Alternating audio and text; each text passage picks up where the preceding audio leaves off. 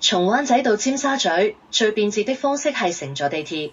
你可以從灣仔站乘坐港鐵東鐵線或者港島線，直達尖沙咀。抱歉，你的問題以下。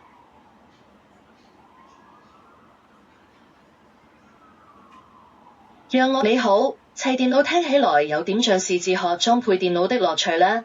這裡有幾個基本步驟，幫你在裝配新電腦時可有頭緒。